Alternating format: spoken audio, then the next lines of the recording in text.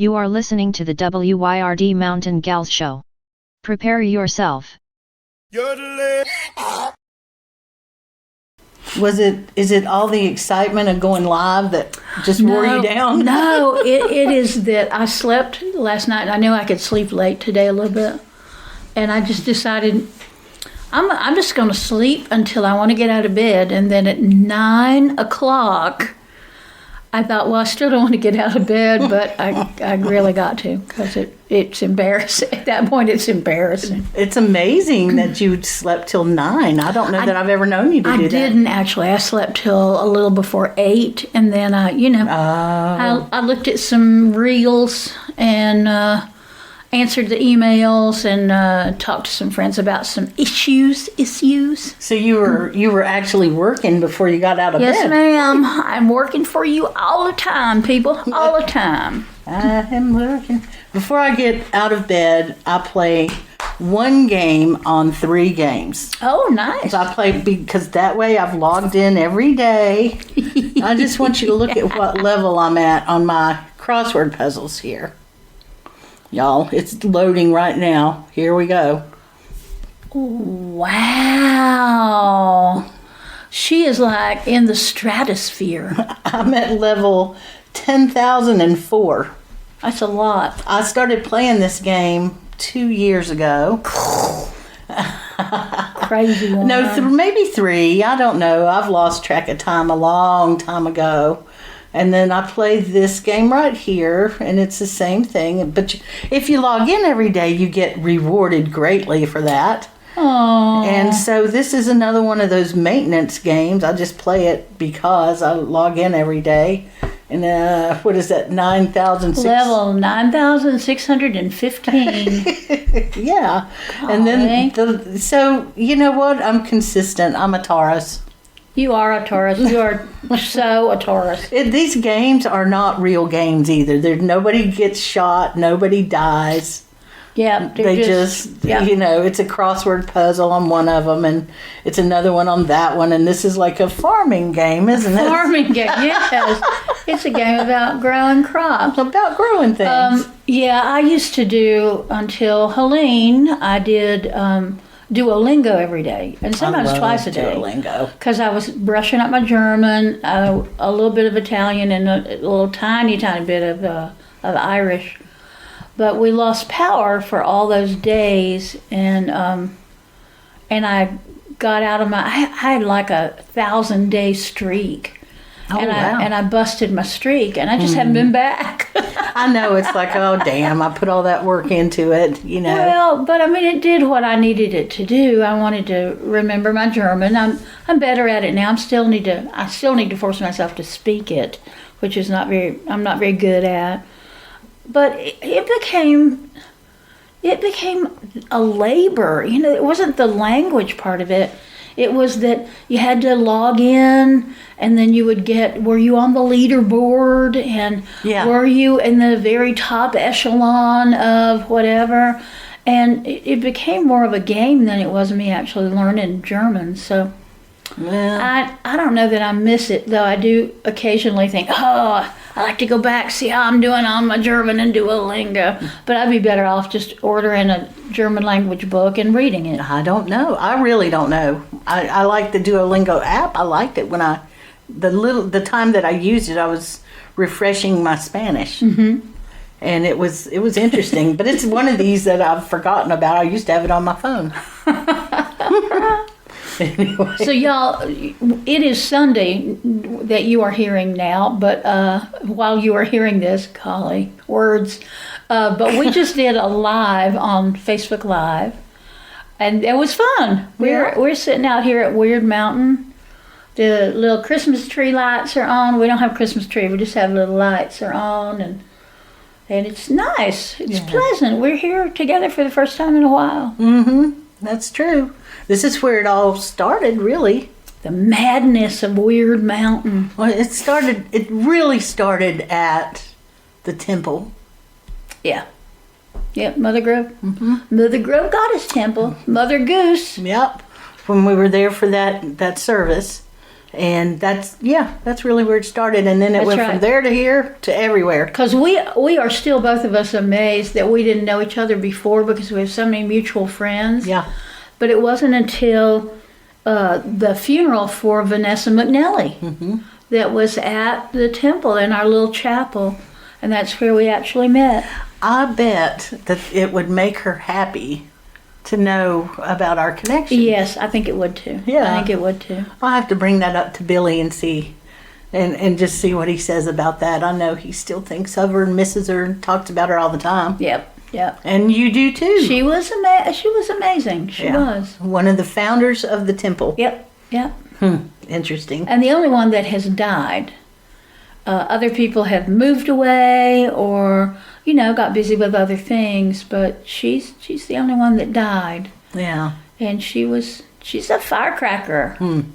She must have been. The two of you would have gotten along really well. Most likely because her husband, I counted in my list, a list of friends in school. Yeah. And so I got along, and I still get along with her husband just fine. Yeah. So I'd probably get along with her too. That's what I'm saying. She'd probably get along with Selby. She'd probably get along with all of them. Absolutely. Any of the Manions.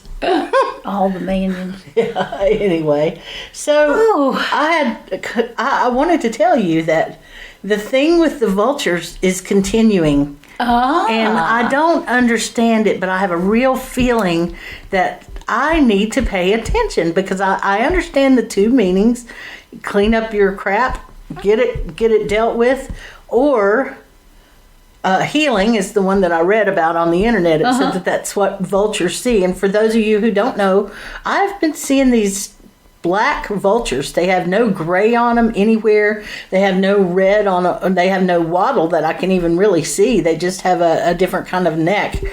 And they're big, giant, black vultures. And they're every bit as big as turkeys. And I've been seeing them everywhere. And I've been living around here for all my life and have never seen anything like this before, a big cadre of them.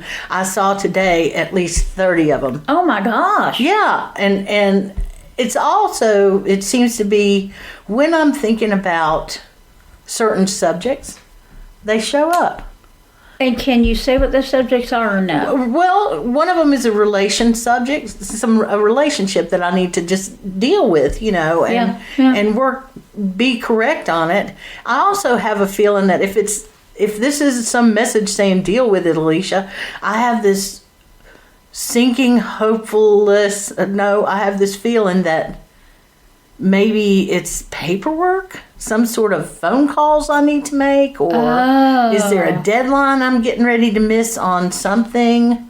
Is it something like that is a question. And then the healing part, I wonder, maybe it really does mean that this land is trying to heal. Maybe that's it, and I still need to pay attention to my own stuff. Because once I started thinking that, I was thinking, okay, tax dealt with, bills been paid. What else is left? That's a really good question. Yeah. There was I follow this poster called Hookland, and it's this imaginary county in Britain that's filled with dark secrets and magic and all that stuff, and it's just it's intriguing and delightful and whatever. And the guy who does that, posted something the other day about we always like to think that if we connect to the land, that the land welcomes that connection. And the point of that post was, sometimes the land does not welcome you connecting, and the land would like for you to just go away. Yeah. And so that made me think a lot about what has happened here post-Helene. Because I think there are places that are so damaged that the land is basically saying, you just need to go away and let us fix this. Yeah. Because you're not going to do it right. We know you, and you're not going to do it right. That makes sense. And I'm not necessarily talking about the road through the Pigeon River Gorge, but that's one place that I've been thinking of, is that, and where these big sinkholes are opening up. Oh, yeah. And That's it's some like, scary stuff. It is the land itself saying, leave me alone and let me deal with what you have done. That makes so much sense. Sad, I hate to isn't hear it, It's but sad. yeah, it is sad. Well, so much for that mood. We're vibing so high now. Look at us, low vibing again, low vibing. We're always low vibing. We ran our cortisol down. Oh no! Quick! I need a nap. Quick! What has to happen next? Well, this place, we're at the cottage, y'all, in case you didn't know. I think we've already told you 3 or 4 times.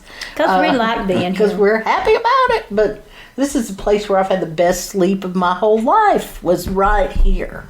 Not in the dining room, but but right here at this cottage. I love this place so much.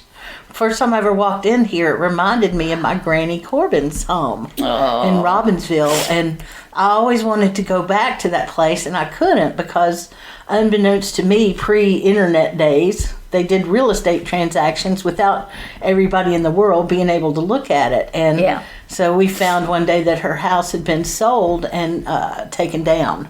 And so it was hard. That was so hard. I'd always kind of thought, one of these days I'll knock on the door and ask him if I can walk back in and just take a look at it. But this place was, this is just like her place, except it's missing the big giant stove heater thingy back here. And and there used to be one of those right there in the living room. That's what you had said, or maybe hers. No, hers was. Yeah, no, that's where hers was, right there on that wall right there, I think. Yeah. But yeah, and her, I think she did not have the pretty doors. Well, this, I think, was a pretty standard design for the 30s and 40s. Yeah. Because it is like when my grandmother moved out of West End, finally got her family out of West End. She moved to Pearl Street, and then she moved over to Knight Place in West Asheville, and she finally settled on Elizabeth Place, which is between Montford and Broadway. Yeah. And the house had this same layout, except that she knocked down the wall in there between the living room and that bedroom. So she had a living room that went all the way across. Oh, wow. And then on the back of the house, she built a sleeping porch. Oh. And extended the kitchen out so that it was a little bit bigger. Well, that's nice. And it had a big basement, a big full basement. Yeah. Well, Granny Corbin's had the root cellar like this one does. And her front porch was level with the ground, but the back porch was up higher. So it's just the opposite. It's the opposite, yeah. Yeah. So, yeah. And the back porch, you would go down the back porch stairs, and it would just keep going down until it bottomed out, and that's where her garden was. And then directly across from her garden, about a half acre past her garden, was the sawmill. Wow. So we smelled the sawmill every day, and we saw it. It's a good smell. Yeah, it's the best, yeah. I love it. My grandpa worked there.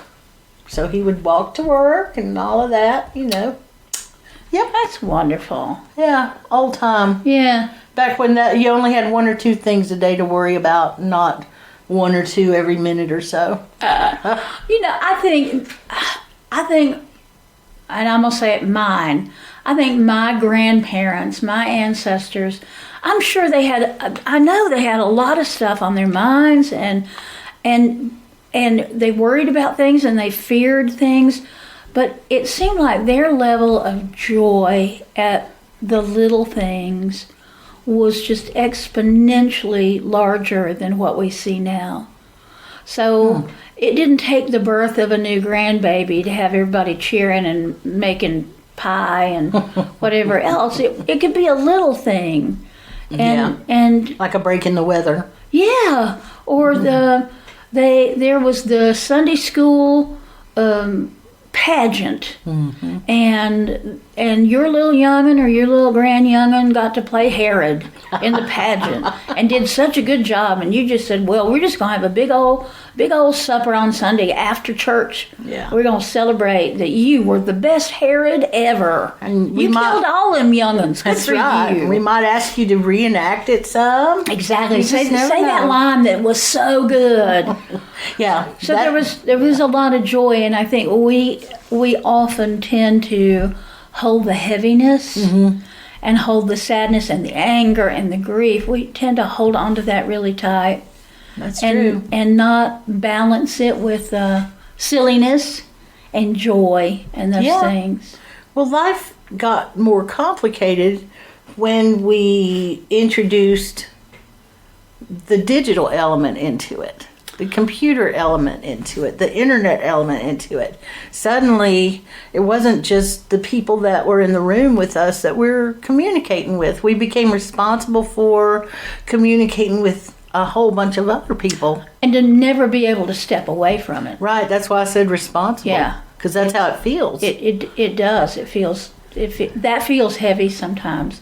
But I mean, it even started happening before then. I remember my Aunt Mary, she did not have a washing machine for a long time. Okay.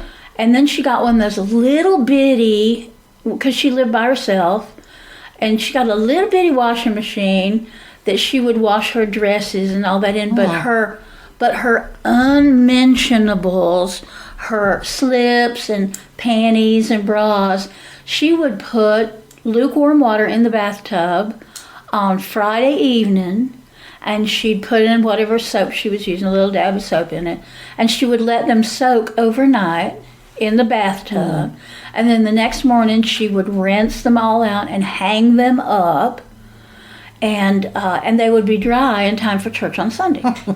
Nice. But that's the only time she did laundry. She didn't do laundry every day. And there are people that I talk to, they do laundry every day or every other day. People did laundry once a week.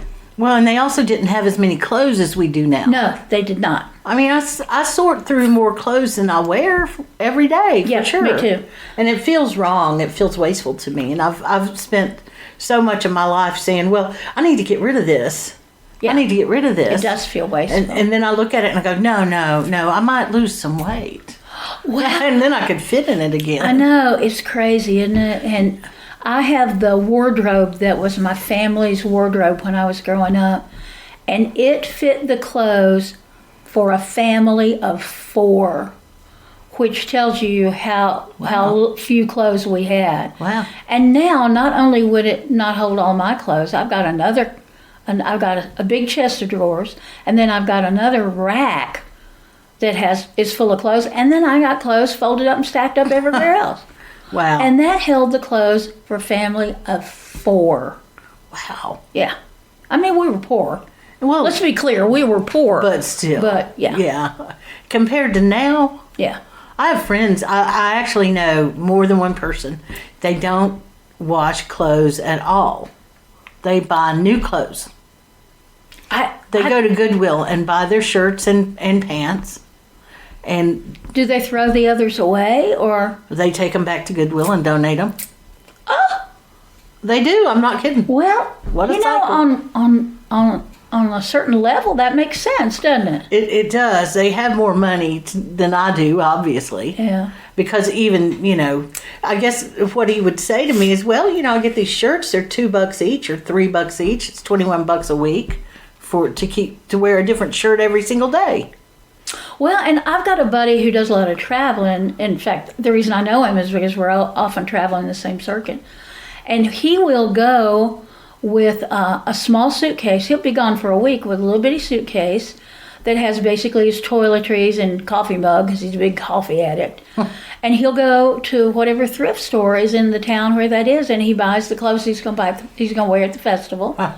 And at the end of the festival, he picks one outfit out that he wears to the next festival or to home, and then he donates whatever he had gotten. Well, that makes sense. That does make sense for that life. Yeah, and because he doesn't drive, so he takes buses and trains and all that stuff, and he just travels really light. Well, that's just about as smart as it gets. I used to go to Vegas that way. I would go to Vegas with what I was wearing and a suitcase full of other bags. Oh. And I would buy, if I had any winnings, I would buy that way. But usually I didn't. And so in Las Vegas, you can go anywhere and get discount everything. They have discount clothing, and I would go get 2 or 3 T-shirts or whatever it was I was wearing, and then there you go. That's what I would take home. That's the only time I've ever done that was at Vegas, and it was because I knew there were things that I wanted to bring home, and so I packed my bag full of bags, and I brought a bunch of stuff home for my family and all that I wanted. And that was the Star Trek year. Was that? No, wait, that was Denver. I'm sorry, I was thinking it was Las Vegas. I was in Denver and found the original Mego Star Trek dome lunchbox. Oh my God. And I bought it right in front of my husband, and he didn't see me do it. It was crazy because we were there. It was a place called the Atomic Comics. And it was in Denver, Colorado. And it was one of the best comic stores that I've ever been in. It was magic if I've ever been in a place like that. It just had everything that was science fiction and all these old toys and stuff. And there it was, the holy grail of Star Trek collectible things was right there. Randy had never even seen it before. And we had talked about it for many, many years, and I asked him if he'd go get something for me at the car, and he left. He went out, and I just went and I bought it real fast. And luckily, there was the counter that the guy was at was kind of tall. Yeah. And so I was able to just take it and put it down by my side as if it was a pocketbook. Oh my God. And I had it right with my pocketbook, and I just carried it to the car. And when it was time to get into the car, I just set it in between my legs on the floor and turned the pocketbook to face him. And then later on, I took it over to Laura, who was my boss at the time, and she'd come in. It was an award show, and I said, "Will you take this back to Hendersonville and guard it with your life?" And she did, and he was stunned. I've never seen him be so surprised about anything. Wow. He got it for Christmas. But what does that tell you about our husbands that we can do stuff like that and they don't even notice it? It wasn't even hard to do. God, it was I just picked it up and held onto it with my pocketbook and acted like nothing was different. La la la la la. I learned that from a pothead. I learned that years ago from a pothead, that if you don't want attention, if you don't want to attract attention, just don't act like anything is different. Just act like it's a normal day. Don't go around looking for the fuzz. You'll find them. I think that's hard, though. That's a hard thing to do. Yes. Don't go around looking for the fuzz. Is that a T-shirt? It's the fuzz. Crap, the fuzz. Y'all, it could be a T-shirt. Everything could be a T-shirt. It could. We come up with a new T-shirt idea every time we talk to each other. Or a tote bag. Tote bag. That's true. So when we get the channel launched, we ought to let some people pick some of our products. Yeah. And just see what they end up picking. I've got a new Feral Church product coming. I know, because the word feral now is so hot. Everybody's all about the word feral. Then I've got a gal pal who she'll send me something. She sent me a T-shirt that was the Society of Feral Moms or something like that. Oh. She sent me a picture of it. And she sent me a little wallet today, a picture of a wallet that said feral. Nice. But my friends that do the buttons, the feral buttons, they found a patch that says feral. Nice. And I have ordered some of those as well. Are they getting them on Etsy? Probably. I don't know where they got them because they make their own buttons. Okay.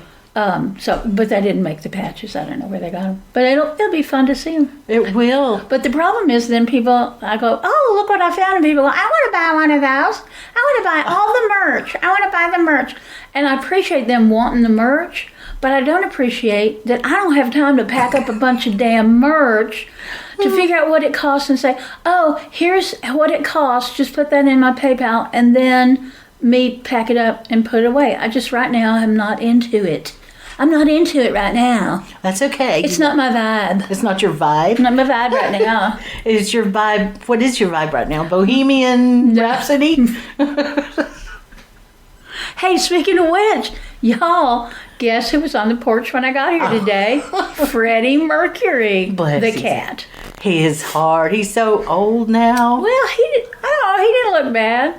But when I came up on the porch and there he was, and I said, well, we just keep thinking you're dead, but you're not. There you are. Hey, Freddie Mercury. He was also here from the beginning. He came in, you remember? That's right. He followed us in or followed me in or whatever the first time I ever came here. He was like, oh, good. I've got another house to live in now. That's great. Oh, do y'all have any tuna in the house? Yeah. Hey, kind of smells like a mouse around here.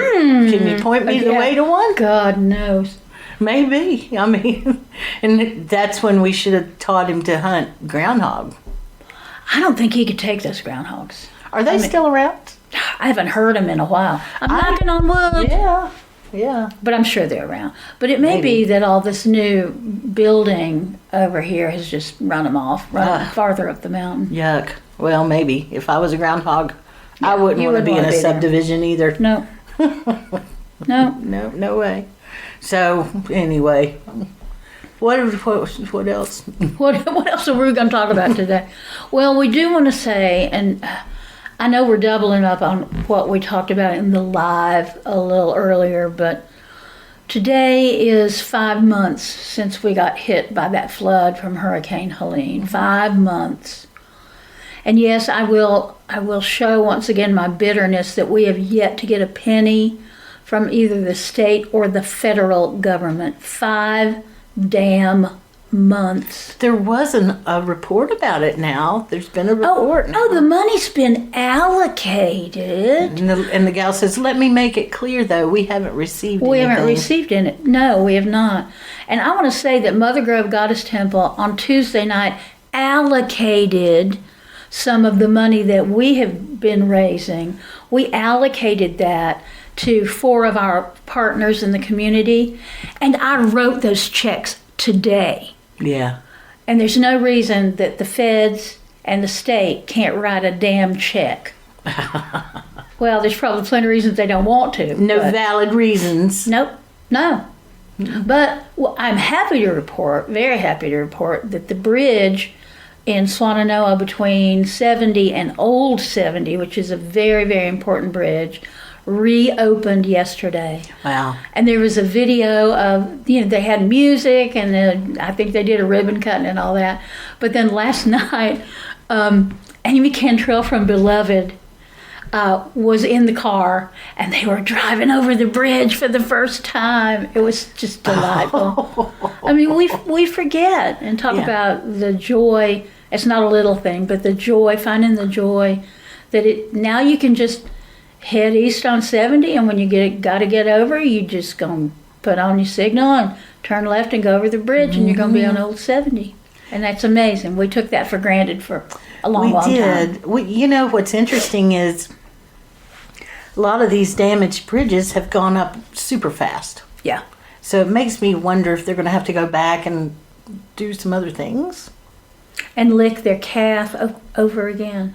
I just don't know. I mean, at least one of the bridges had already been in the works to get a new bridge, and the quote was much longer than the time it actually took to put the new bridge up out around Bryson City there. And so it's like, did they just put it up real fast?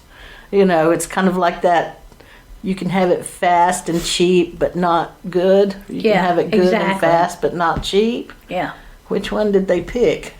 Which two did they pick? But then again, I've been kind of pessimistic about stuff like that lately. I had a dream I woke up from, I guess it was about 2 or 3 days ago. You were in that, Byron. And we were telling people we had our heads sticking out of a car. You were in your car, I was in my car, and both of our cars had sunroofs, and we were standing up. Cars were not moving, obviously. We were standing up through the sunroof, and I don't recall what you said, but there was a crowd, and you were saying it to them, and they didn't, whatever it was, they didn't like it. And I remember saying, I remember saying, what are you're imagining what you were saying, right? But I remember pointing and saying, and don't think anybody's going to come and save us either. And I pointed over at you and I said, am I right? And you were like, damn right. Well, that sounds like every podcast we've done for the past 5 months. I guess. Ain't nobody coming to save us. No. And I got news for you, East Kentucky. Ain't nobody coming to save your ass either. And I hope she's so wrong, but I think she's probably right. Well, so don't count on anything. But I see what they're doing. They're doing exactly what we did. They're trying to keep each other's butts covered, keep each other warm, find a place for each other to live. There's water. There's Mr. Heater, your propane buddy. Water and food and heat. I mean, at least when it hit us, it was still pretty warm weather. Well, I mean, that's probably not good because then the mold was crazy. None of it was good. None of it didn't is matter good. what weather it would have been. It would have been bad for another reason. That's yeah, right. That's me. So our hope and prayer, though we don't hope very much and we're not big prayers, is that it happens faster for the people in East Kentucky and West Virginia and Tennessee and Virginia. Yep. That last big flood. That They get it faster than we. I hope the check is in the mail right now for them. So mote it be. And the check clears. And the check clears. Oh, well. I'm not jaded or anything. There is that. There is a certain aspect there. Yeah.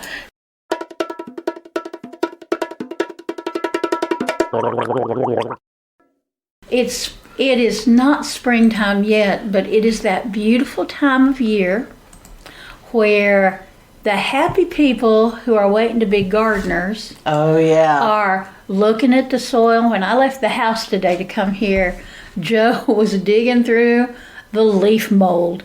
And he was digging out on the very bottom of that mold. On the very bottom of that big pile of leaves is soil. And I heard myself saying to him, well, if you're planning on dumping some of that in the garden, that long row that has the bean stalks on it, go ahead and put it there because I'm going to plant peas on Saturday. And he said, what? And I said, well, I might do it Sunday. What's our moon on Saturday? We are at new moon in Pisces now. So I'm not sure where it's going to be on Saturday, but it's waxing. Okay. That's what I've been waiting for, a waxing moon. All right.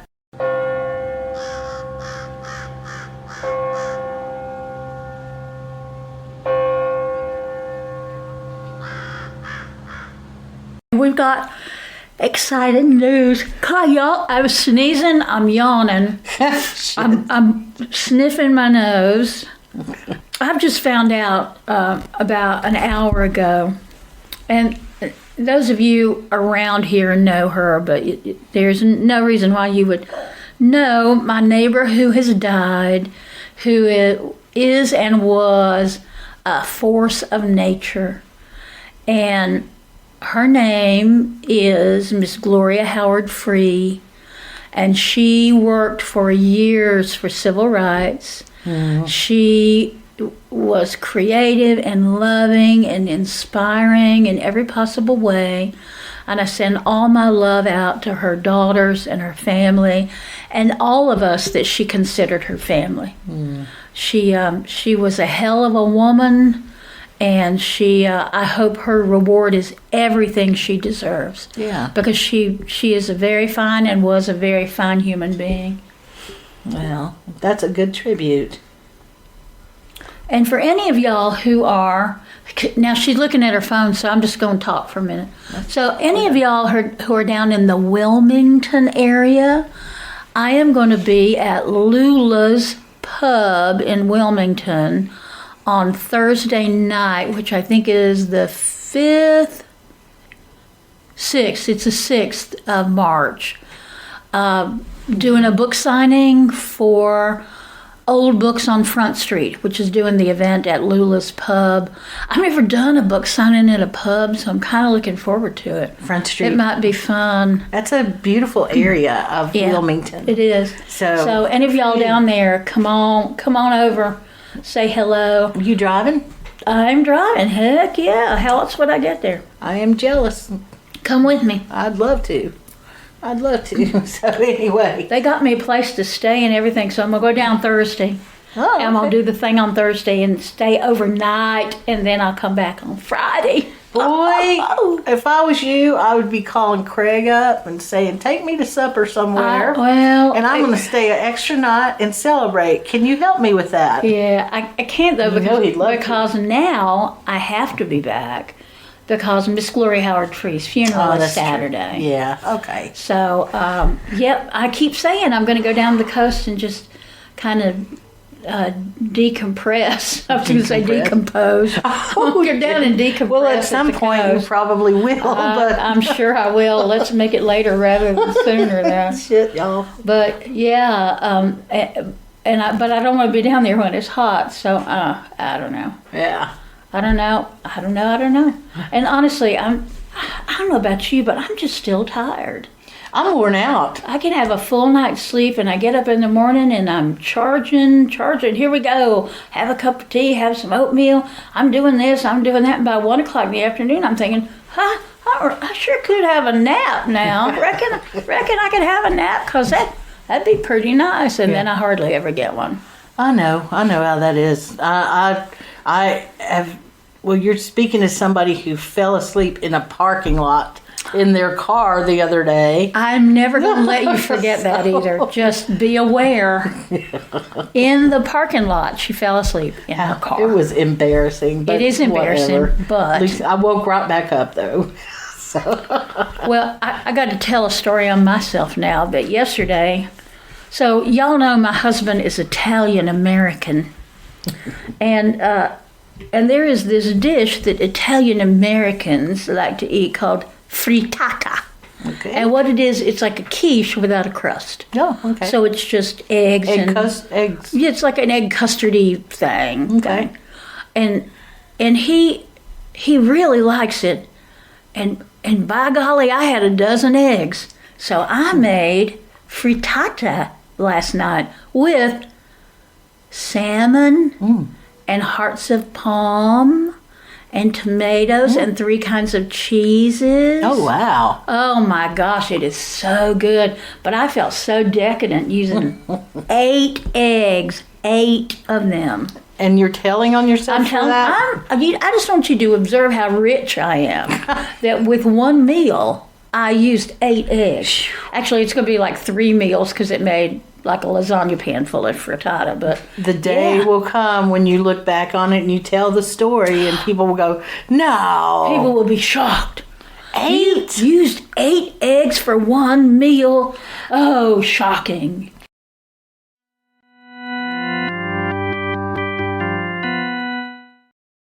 Byron. Yes.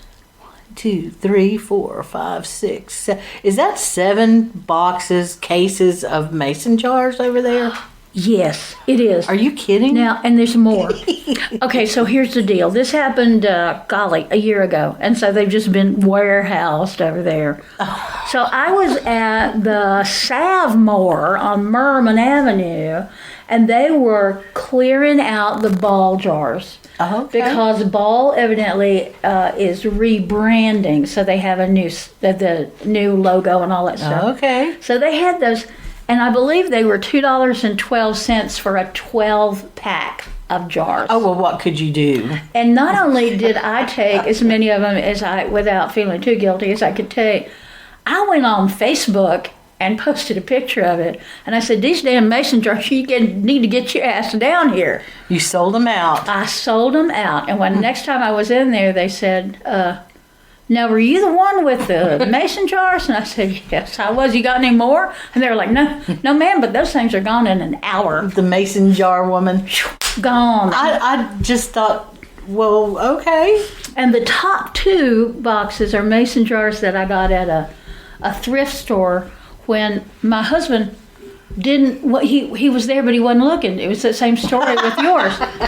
And then I go up to pay for them, and he's like, well, where did those jars come from? And I said, I've been carrying them around this store for 20 minutes. And he said, what, do you need more jars? And I said, did you need to ask that question? Don't I always need jars? And of course, behind us, as you well know, behind the treadle sewing machine, Yes. in the big old dresser over there, those two doors, if you open them up, those are full of mason jars. Are they too. really? And there's mason jars in that room and that room. Well, good. And one day, I'll have shelves of them, shelves. And the question is, will they have things in them at that point? Yes.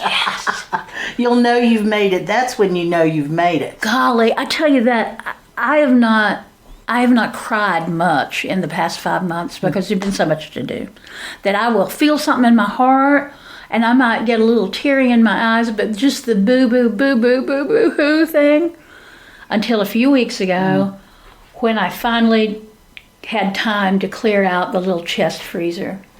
And that's where I had kept all of the fruit that we had picked all last summer and last fall to do jam.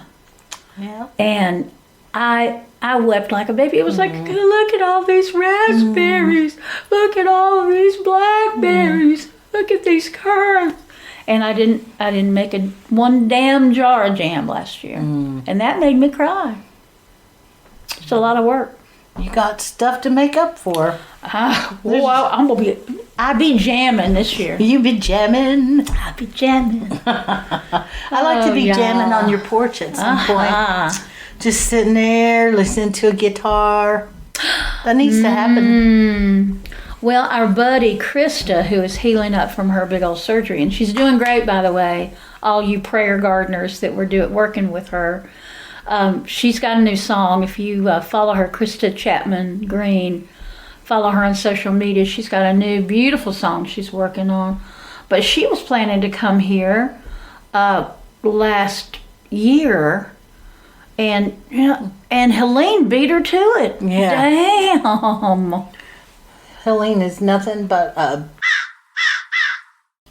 I tell you, it's taught us a lot about who we are. It's taught us a lot about career politicians that apparently don't give a flying thing about their constituents.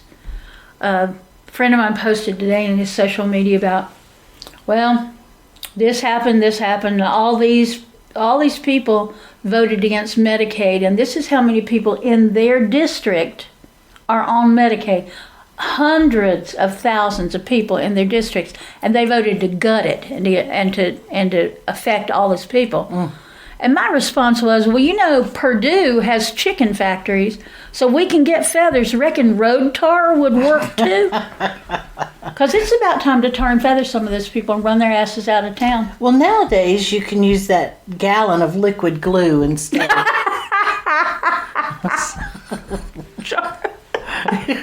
So, Y'all, I laughed so hard that the computer program had to warn us. it did. It went all yellow and said that was too loud. Too much fun. Y'all were too loud. That's all right. It's all right. Well, you think about those putting people in the stocks. They put people in the stocks and throw rotten vegetables out. That would work. I'm not going to go full French Revolution on us here, but we got to do something. We got to do something about these people that don't care about people. Well, we got to understand they're just trying to keep their job. They're trying to keep their job. Because they're career politicians. Exactly. Keep their job in perpetuity. Yeah, they're career politicians. That's got a lot to do with it, I think. Term limits. And I never believed in that before. I honestly didn't. But boy, I am all about the term limits now. Get their nasty, skanky selves out. Well, I mean, give somebody else a chance it to gets rid of themselves. Yeah, it gets rid of a certain group of them instantly. Yeah. That are the career politicians that Yeah. are in it for the long term. Yep. And all they do is run and win and run again. Right. Apparently, they don't do anything else. Well, they don't have to. No, they don't have to. We need to quit that stuff. We're Yeah. going to be in a bad place if we keep going on about politics. We're not going to be in a happy bohemian vibe anymore. Shit. Vibing, we be vibing. We're vibing. Honestly, yeah, I'm gonna make some pictures of the house with the lights that are up because we had we had somebody staying in the house for a while, and she put up these little Christmas lights. They're pretty. And it's very cheerful. Mm-hmm. Very cheerful. Nice. I'm all about the lighting like that, but I like mine solar if I can make it that way. Yeah, it's hard to do that in the house unless you've got really good, like you could do that in that room that has that south-facing window. You could do solar lights in there. Yeah, it'd be hard to do solar here. But anyway, y'all, thank you. If you stuck with us this long, you're either not able to reach the button or you're drunk. Or you've fallen asleep. What could it be? But now, I do listen to the podcast to fall asleep. Right. We come out winning on that one, don't we? For those of you who fall asleep 15 minutes through, we say nothing to listen to after 15 minutes. We don't sit there and say, vote independent, vote Democrat. Well, and I'm going to give you all the 1 minute of the sermon I gave last night to a group of people, and that's this. You are stronger and more powerful than you know. All of us need to claim our authority as American citizens. And we have authority over what happens to us because we live in a democratic republic.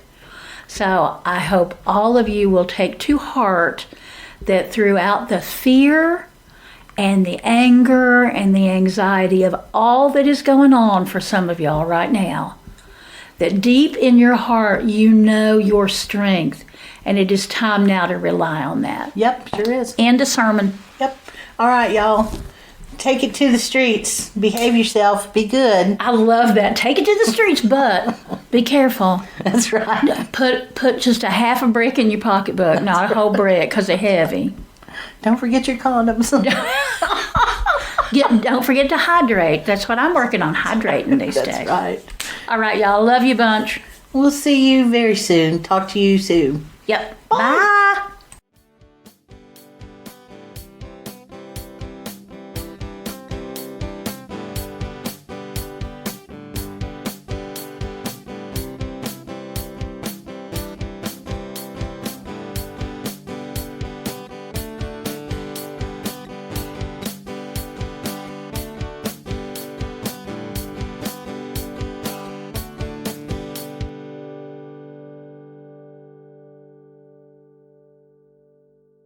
Tune in again next week for this fine broadcast. WYRD Radio.